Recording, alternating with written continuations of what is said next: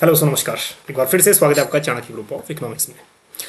EMRS PGT economics 2026 का exam conduct हो गया 22 मतलब आज। और रिव्यू क्या है इस एग्ज़ाम का डिस्कस कर लेते हैं।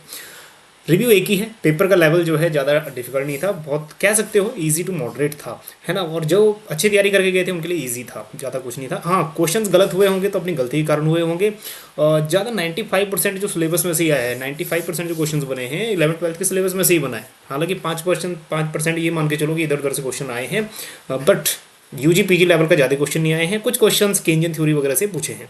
चलिए एक दो क्वेश्चन चलिए डिस्कस कर लेते हैं। पहले ऑब्जेक्टिव, फिर डिस्कस करेंगे कि सब्जेक्टिव के आंसर, एक्सपेक्टेड आंसर क्या हो सकते हैं। ठीक है, आई होप कि ये हमने स्टूडेंट्स से रिव्यू जब देखे, ग्रुप में डिस्कशन चल रहा है कि स्पेस बहुत कम मिला था। जो राइटिंग आंसर था किस 5 और 6 लाइन्स का स्पेस था, है ना। हालांकि उसमें एक्सप्लेन कर पाना एक थोड़ा सा ये भी टास्क है कि कम शब्द में आप समराइज़ कर रहे हो। ठीक है, और ये केवीएस एनवीएस के लिए बेनिफिट रहने वाला है, बेनिफिशियल रहने वाला है, इसलिए क्योंकि केवीएस एनवीएस भी सेम पैटर्न पे एग्जाम होने वाला है, तो उनके लिए बेनिफिट है ना, केवीएस एनवीएस वालों के लिए। हालांकि ईएमआरएस वालों के लिए क्या था, ये भी एक सरप्राइज़ था। हाँ, केवीएस एनवीएस वालों के लिए सरप्राइज़ नहीं रहेगा। चलिए डिस्कस कर लेते हैं जो आंसर्स हैं वो। ठीक है, क्वेश्चंस हम लोग सीधा आंसर पे ही मूव करेंगे। परफेक्टली कॉम्पिटिटिव मार्केट कह रहा है price equal to marginal cost. ठीक है, price equal to M R is equal to A R is equal to M C, हम लोग यही कंडीशन करते हैं ना परफेक्ट कॉम्पिटिशन की, तो सही है। Firms always operate at minimum average cost कह रहा है। देखो फर्म्स मिनिमम भी कर सकता है, अबव भी कर सकता है, तो ये स्टेटमेंट सही नहीं है कि ऑलवेज वर्ड यूज़ हो गया तो ऑलवेज नहीं। ठीक, तो और ए करेक्ट है और बी इनकरेक्ट है। चलिए आई होप कि सबका सही होगा। बहुत इजी क्वेश्चन पूछ लिया है, नेगेटिव स्क्यूड पूछ लिया है। तो negative skewed that is mean is less then median is less then mode. ठीक है, सो ये वाला सीक्वेंस जिसमें mode is more than median more than mean है, तो ये हो गया हमारा नेगेटिव स्क्यूड। चलिए, और नेक्स्ट क्वेश्चन 3 इसमें पूछ रहा है which of the following statement are true in case of AC and MC के बीच का रिलेशन पूछ रहा है। रिलेशन जिसको आता है वो बहुत अच्छे से हो गया होगा क्वेश्चन। एसी है, एसी का जो मिनिमम पॉइंट है वहाँ से एमसी क्रॉस होके जाता है। ठीक है, तो ये नंबर 1 पे कह रहा है MC is less than AC. जब MC is less than AC है, ये वाला पॉइंट जो है एमसी कम है एसी से, एसी विल डिक्रीज। एसी क्या हो रहा है, डिक्रीज हो रहा है, फॉल हो रहा है। ठीक है, ये भी सही है। And MC is more than AC कह रहा है, MC is more than AC. हाँ देखो, ये देखो एसी दूसरी कंडीशन में कह रहा है कि थोड़ा छोटा कर लेते हैं इसको। हाँ, दूसरी कंडीशन में कह रहा है if M C is more than A C, जब एम सी ज़्यादा है। ठीक है, ये वाला पोर्शन है, दूसरा वाला portion M C is more than A C, then A C will increase. तो ए सी कह रहा है इंक्रीज हो रहा है, तो ये कंडीशन में सही है ना, फर्स्ट ऑप्शन सही है। If A C is decrease, दूसरे में कह रहा है if A C is decreasing. ठीक है, ए सी क्या हो रहा है, डिक्रीज हो रहा है। एम सी विल ऑल्सो भी डिक्रीजिंग कह रहा है एम सी ऑल्सो डिक्रीजिंग। हालांकि देखो एम सी थोड़े पॉइंट तक डिक्रीज होता है, फिर उसके बाद इंक्रीज होना शुरू हो जाता है। ठीक है, एंड दूसरी कंडीशन में कह रहा है व्हेन ए सी इंक्रीजेस, जब ए सी इंक्रीज हो रहा है then M C will also increases. तो एम सी भी वहीं से स्टार्ट हो रहा है, कह रहा है एम सी ऑल्सो इंक्रीजेस कह रहा है। बट ये स्टेटमेंट यहीं गलत हो गया, क्योंकि एम सी विल ऑल्सो भी डिक्रीजेस जहाँ पे है ना, ये इफ़ ए सी डिक्रीजेस, जैसे ए सी डिक्रीज कर रहा है एम सी विल ऑल्सो भी डिक्रीज। एम सी डिक्रीज कर रहा है बट एम सी यहीं से ही इंक्रीज भी होना शुरू हो गया। ठीक है, कंसिस्टेंट डिक्रीज नहीं हो रहा, तो ये स्टेटमेंट यहीं गलत हो गया। तो यहाँ हमारे पास एक ही स्टेटमेंट सही है, दैट इज थर्ड वन। चलिए, क्वेश्चन नंबर 4 में कह रहा है demand curve of the consumer can be drive from price consumption curve. हालांकि जिसने पेपर भेजा है, अगर उन्होंने सॉल्व किया है तो ये क्वेश्चन ऑलमोस्ट सभी क्वेश्चन उन्होंने राइट टिक किए हुए हैं। एक कह रहा है कि following between arithmetic mean, geometric mean and harmonic mean true any unequal positive numbers. Unequal positive number जो भी हो सकते हैं, 4 9 है, 10 12 है, जो भी है, उसमें हमको ये देखने को मिलेगा arithmetic mean is more than geometric mean is more than harmonic mean. ठीक, नेक्स्ट क्वेश्चन नंबर 6। अब ये बहुत इजी क्वेश्चन दे दिया यहाँ पे। सप्लाई इज इक्वल टू 1.5 है, कमोडिटी इंक्रीज हुआ 10% से, तो ये कह रहा है कि what will change in the quantity supplied. Supply और क्वांटिटी डिमांड, प्राइस, सप्लाई और प्राइस का पॉजिटिव रिलेशन रहता है। तो अगर यहाँ पे सप्लाई, इलास्टिसिटी और सप्लाई पॉजिटिव है, तो यहाँ पे देखो इंक्रीज होगा। So that is 15% increase in quantity supply, 1 सही है। क्वेश्चन 7 का जो आंसर है that is loss making firms shut down point कहाँ पे आता है। तो शट डाउन के लिए देखो, एक तो आपका जो टोटल लॉस है of the firms equal to TFC के बराबर हो, और price should be equal to AVC, average variable cost. तो दोनों ही स्टेटमेंट सही हैं। किसान क्रेडिट कार्ड बहुत ही डिफरेंस दे दिया डाटा में, है ना, आपको सीधा ही मिल गया होगा आंसर 1998, इसके आसपास कोई है ही नीडेड। नेक्स्ट कह रहा है if GST on TV set is reduced. GST that is tax rate कम कर दिया। देन सप्लाई कर्व क्या होगा, अल्टीमेट सी बात है, टैक्स कम हुआ तो सप्लाई को इंसेंटिव मिलेगा, सप्लाई बढ़ेगा। ठीक, देन जो इनवर्ड की जगह आउटवर्ड शिफ्ट होगा। ठीक है, आउटवर्ड शिफ्ट इसलिए क्योंकि जैसे ही सप्लाई बढ़ेगा, देखो टैक्सेस कम होगा तो सप्लाई बढ़ेगा, सप्लाई बढ़ेगा तो सप्लाई कर्व शिफ्ट होगा फॉरवर्ड, दैट इज S1 की तरफ। ठीक, इनवर्ड हो गया बैकवर्ड, आउटवर्ड हो गया फॉरवर्ड, तो ये आउटवर्ड शिफ्ट होगा।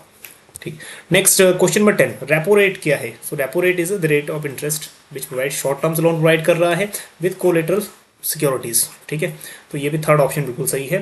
क्वेश्चन 11 का जो आंसर है that is price of related goods पूछ रहा है, तो इसमें मूवमेंट, कॉन्ट्रैक्शन, एक्सपेंशन की तो बात ही नहीं है, शिफ्ट होगा, है ना। प्राइस ऑफ रिलेटेड गुड्स है तो ऑन प्राइस रिमेन कांस्टेंट, बाकी सब में ऑन प्राइस के कारण है, एक्सपेंशन, कॉन्ट्रैक्शन, मूवमेंट, तो एक ही बचा हमारे पास शिफ्ट।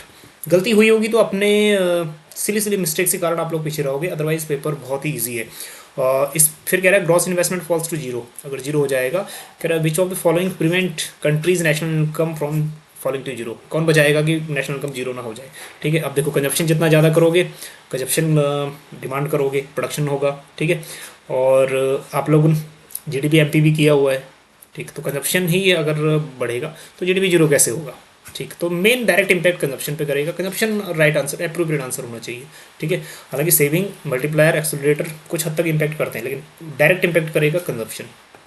नेक्स्ट, हाई पॉजिटिविटी या positive cross elasticity of demand हो गया, गुड्स सब्स्टिट्यूट है तो पॉजिटिव, कॉम्प्लीमेंट्री है तो नेगेटिव क्रॉस इलास्टिसिटी होगा। फिर उसके बाद कह रहा है कि इक्वेशन दी हुई है, ये देखो क्वांटिटी बेस ईयर पे दिया हुआ है, बेस ईयर क्वांटिटीज दिया हुआ है Q0 Q0, तो बेस ईयर पे इसको हम लोग बोलते हैं लास्ट पेयर्स प्राइस इंडेक्स। ठीक, नेक्स्ट लास्ट पेयर्स देखो क्वांटिटी इंडेक्स पाशे का तो है नहीं, लास्ट पेयर का ही है, तो लास्ट पेयर प्राइस इंडेक्स ही हम लोग इसको बोलते हैं, और लास्ट पेयर का क्वांटिटी इंडेक्स ये नहीं बोलते, बेस ईयर क्वांटिटी है, हालांकि नाम तो प्राइस इंडेक्स ही आता है ना। यहाँ पे हम लोग P01 यूज़ करते हैं प्राइस इंडेक्स। चलिए question 15, in the class in relative frequency distributions are. ठीक है, जो राइट आंसर है that is all inclusive and mutually exclusive.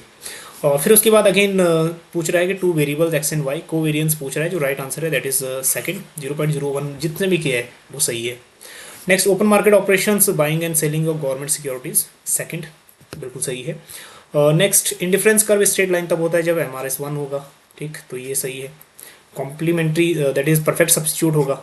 ठीक है, MRS diminish, MRS both commodities perfect substitute and MRS is 0, that is both the commodities are perfect substitute होंगे, MRS 1 के बराबर होगा। ठीक है, जब परफेक्ट दैट इज ये वाली सिचुएशन आएगी IC की। चलिए, और नेक्स्ट, एक्सटर्नल कॉमर्शियल बोरोइंग कह रहा है किसका पार्ट है, तो ये पार्ट है कैपिटल अकाउंट का, कॉमर्शियल बोरोइंग। ठीक है, हालांकि बोरोइंग का ही हिस्सा है तो कैपिटल अकाउंट में आएगा। Next, which of the following या which increase in government spendings is matched by decrease, equal decrease in government transfers. कह रहे गवर्नमेंट का एक्सपेंडिचर बढ़ा, जी बढ़ा, और उतने ही रेशो से जो गवर्नमेंट के ट्रांसफर्स हैं, ओल्ड एज पेंशन हैं, जो ट्रांसफर इनकम है, ट्रांसफर्स टाइप के हैं, वो कम हुए कह रहा है। देन आउटपुट क्या होगा, देखो गवर्नमेंट अगर एक्सपेंडिचर करेगी तो जाहिर सी बात है जो एग्रीगेट डिमांड है वो बढ़ेगा, एग्रीगेट डिमांड बढ़ेगा, देन आउटपुट ऑल्सो इंक्रीज। ठीक है, तो सेकंड ऑप्शन सही है। नेक्स्ट, केंजियन इकोनॉमिक्स से क्वेश्चन पूछा है, तो केंजियन इकोनॉमिक्स राइट आंसर पे ही चलते हैं, that government should intervene using physical measures to tackle macro economic problems. Question 22 पूछ लिया है यहाँ पे, AFC कह रहा है कि asymptotic to the both axis. Asymptotic कहने का मतलब है एसिम्प्टोटिक ये दोनों एक्सिस को टच नहीं करता। ठीक है, AFC इसको हम लर्निंग कर्व भी बोलते हैं, दोनों एक्सिस को टच नहीं करता। और उसके बाद कह रहा है कि ये यू शेप है, यू शेप नहीं है ये, तो ये वाला रेक्टेंगुलर, इसको हम लोग हाइपरबोला ही बोल लेते हैं, जिसके बीच के जो एरियाज की वैल्यू है इक्वल होती है। चलिए, तो ये गलत है, ए करेक्ट है, बस ओनली ए इज करेक्ट। चलिए question 23, depreciation is the loss of value of capital asset. ठीक है, the rate of unemployment formula पूछ लिया, number of unemployed upon total labour force multiply by 100। ठीक है, number of unemployed total labour force upon 100। हालांकि जो second वाला option था वो भी सिमिलर ही था। ठीक, but appropriate first one. Next कह रहा है कि रिलेशन पूछ रहा है TR will be maximum when the price elasticity equal to 1। ठीक है, एक डायग्रामेटिक प्रेजेंटेशन में हम लोग TR MR करते हैं, और TR जहाँ पे मैक्सिमम होता है, आपको पता ही है, जहाँ TR मैक्सिमम होगा वहीं पे ही ठीक है MR क्या हो जाता है, ये MR है, दैट इज MR इज 0। है ना। जब हम इलास्टिसिटी करते हैं ए आर को ही हम डिमांड कर रही बोलते हैं, तो यहाँ इलास्टिसिटी इक्वल टू 1 होती है जहाँ टी आर मैक्सिमम होता है, ठीक है। तो ये कह रहा है बिल्कुल सही है। और फिर ये कह रहा है average A R is straight line downward slopings, जो ए आर है ना इसी को हम लोग ए आर भी बोलते हैं और डिमांड कर भी बोलते हैं। और कह रहे हैं कि डाउनवर्ड होती है एंड मार्जिनल रिवेन्यू से ये double steep, that is M R will be doubly steeper than A R, ठीक है। अब जितना ये है उतना ही स्टीपर ये एम आर होगा, ठीक। तो इसलिए ये भी स्टेटमेंट सही है, दोनों ही स्टेटमेंट करेक्ट है। क्वेश्चन नंबर 26 कह रहे हैं statement about histogram rectangle is correct. तो they are proportion in height, number of items following in each class, ये सही है। Question number 27 which of the following is true MRTP act 1969। ये question ना बहुत बार पीजीटी में पूछा जा चुका है पहले, तो इसको रिप्लेस कर दिया कॉम्पिटिशन एक्ट 2002 से, ठीक है। कॉम्पिटिशन कमीशन ऑफ इंडिया भी यहीं से सेटअप हुआ।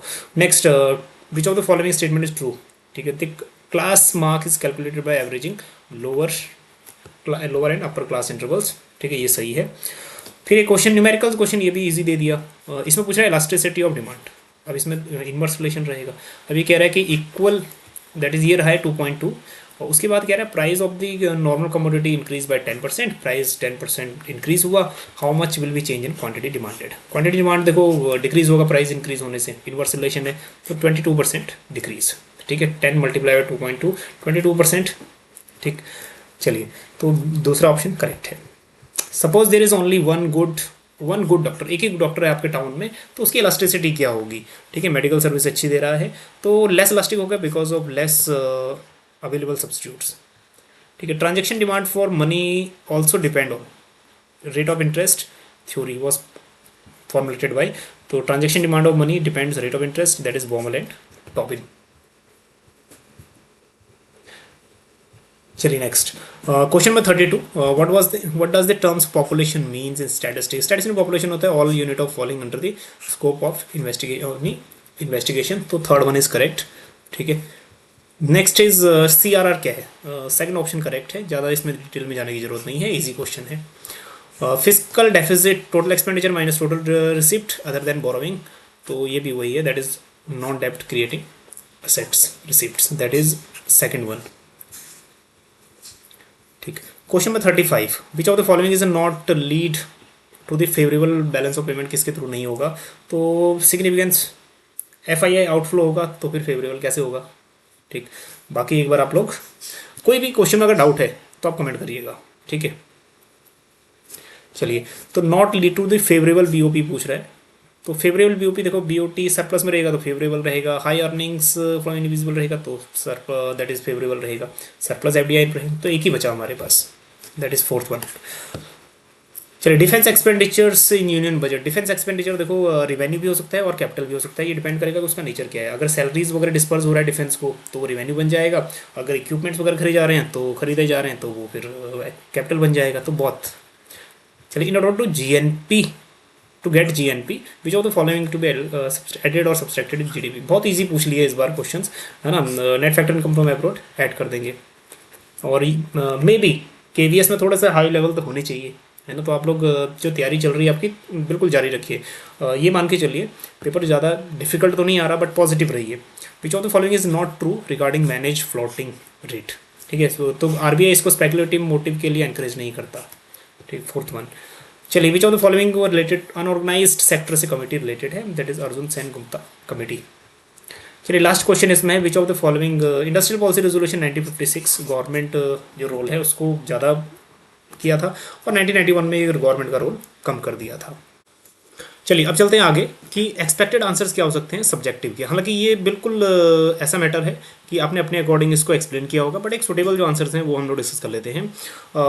थोड़ा सा ये क्वेश्चंस है ना आपने अपने अकॉर्डिंग किए होंगे, बट कोई इशू नहीं है, ठीक है। जो भी आपने किया वो सही है, बट हम लोग थोड़ा एक्सपेक्टेड ये है कि क्या आंसर होने चाहिए। देखो, what should be the with of the class interval, ये क्वेश्चन से इतना डायरेक्ट था और ज़्यादा एक्सप्लेनेशन किस लिए इसमें था नहीं, तो सुटेबल जो इसका आंसर बनना चाहिए था वो बस सिर्फ जस्ट 4-5 लाइन्स थी आपके पास। क्लास इंटरवल्स के बारे में डिस्कस करना था और उसके बाद क्लास विथ, और उसके बाद इट शुड बी किस टाइप का ये होना चाहिए ना। तो एक आपने अगर जिसमें टेबल भी बनाया है जिसमें क्लास इंटरवल्स वगैरह हैं तो तब भी सही है, ठीक है, तो कोई इशू नहीं है।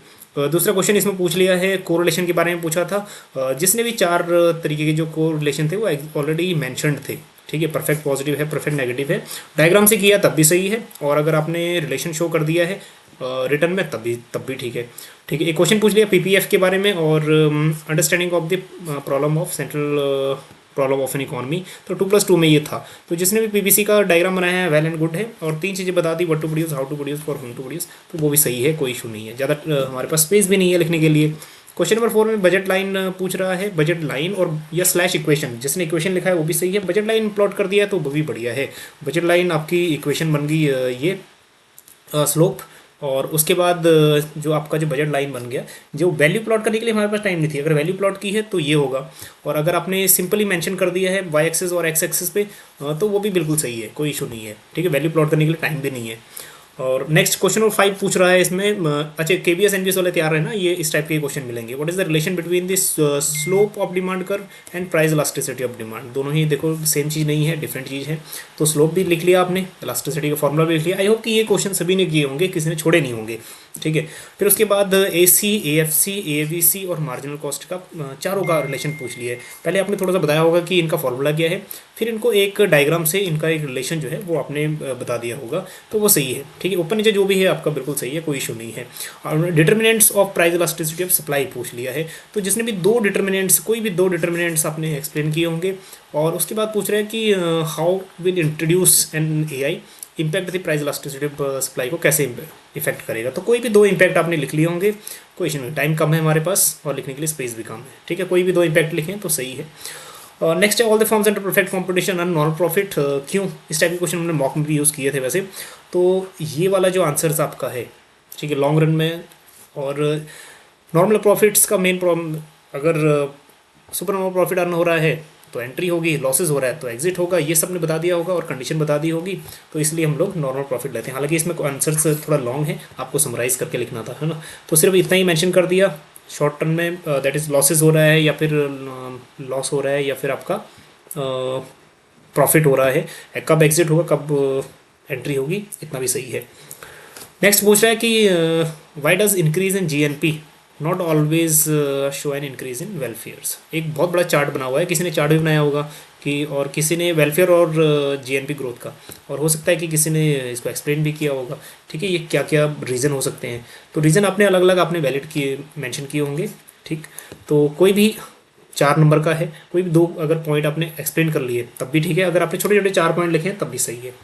क्वेश्चन नंबर 10 डायरेक्ट पूछ लिया, व्हाट इज बैंक रेट पूछ रहे हैं, how it is different from repo rate से, कैसे ये डिफरेंट है। तो बैंक रेट और रेपो रेट वही, short terms, long terms, collateral securities, without collateral securities, तो ये आपने एक्सप्लेन कर दिया होगा, 4 नंबर में एक्सप्लेन करना था। नेक्स्ट पूछ रहा है कि relationship between the MPC and investment multiplier, what are the leakages of the investment multiplier. जो सेविंग्स है वो हम लोग लीकेजेस की बात करते हैं, दैट इज़, और जो कंजप्शन है, ठीक है, वो मल्टीप्लायर की वैल्यू बढ़ाता है, ठीक। आई होप कि ये सब ने एक्सप्लेन कर लिया होगा। Next distinguish between the revenue expenditure and capital expenditure करें, गिव 2 एग्जांपल्स। रिवेन्यू एक्सपेंडिचर फिर कैपिटल एक्सपेंडिचर एक्सप्लेन किया होगा, फिर इनके एग्जांपल्स लिखे होंगे। हालांकि क्वेश्चन ज़्यादा बाहर से भी नहीं थे, और बिल्कुल पिन पॉइंट, अगर आपको ये पॉइंट देखो पता तो सबको है, आप लोग टीच करने वाले हो स्कूल में, तो बेसिक पॉइंट है। What are the official reserves, assets क्या है RBI के, वो बताना था, ठीक है। इसमें क्या कुछ इंक्लूड होता है, देखो डॉलर भी आता है इसमें, और गोल्ड रिजर्व भी आता है इसमें, SDR भी आता है इसमें, ठीक है, और ये तो हम लोग तैयारी करके ही जाते हैं। चलिए नेक्स्ट बात है, how was India's foreign trade change in the terms of composition and direction. देखो कंपोजिशन और डायरेक्शन पूछ लिया, कहाँ कहाँ से हमारा ट्रेड चेंज हो रहा है, कौन कौन से एरिया में कंपोजिशन होता है, कौन कौन से गुड्स हम लोग एक्सपोर्ट इंपोर्ट कर रहे हैं, और डायरेक्शन होता है कहाँ कहाँ से हम लोग गुड्स एंड सर्विसेज इंपोर्ट कर रहे हैं। तो ये दोनों चीज़ आपने मेंशन की होगी, डायरेक्शन भी और कंपोजिशन भी, ठीक है, कौन कौन से गुड्स एंड सर्विसेज हम लोग बाहर भेज रहे हैं। और एक क्वेश्चन पूछ लिया लास्ट में, what are the main objective of 11th 5 year plan, है ना। उसके बाद पूछ रहा है कि डिफरेंट कैसे है ये 10th 5 ईयर प्लान से। हालांकि अनएक्सपेक्टेड था कि इतना पूछेगा, लेकिन 5 ईयर प्लान्स के लिए KVS NVS वाले भी थोड़ा फोकस करना, पूछ सकता है यहाँ से कोई क्वेश्चन। चलिए, तो आई होप कि मेरे हिसाब से ना ये ना तो न्यूमेरिकल्स ज़्यादा इजी हैं, ज़्यादा डिफिकल्ट है, और ना ही डिस्क्रिप्टिव ज़्यादा डिफिकल्ट है। तो कट ऑफ के अगर हम लोग प्रोडिक्शन दें तो कट ऑफ अब मान के चलो कट ऑफ हाई जाने वाला है स्लाइटली, क्योंकि इसमें क्या है ना, कहीं इंटरव्यू नहीं है बीच में, तो कट ऑफ एनालिसिस हम लोग खैर बात करेंगे इस पर एक सेपरेट वीडियो में। तो मेरे हिसाब से तो कट ऑफ हाई जाने वाला है, डायरेक्ट इंटरव्यू भी नहीं है, डायरेक्ट सिलेक्शन है। तो बेस्ट ऑफ लक आप सभी के लिए जो भी एग्जाम देने आए थे। हाँ, इसमें कोई क्वेश्चन में अगर डाउट है तो आप कमेंट करिएगा, कोई इशू नहीं है, कमेंट में सॉल्व कर लेंगे अगर यहाँ पे गलत हुआ होगा, है ना। चलिए मिलते हैं आपको नेक्स्ट वीडियो में, बने रहिए चाणक्य ग्रुप ऑफ इकोनॉमिक्स के साथ। Thank you so much.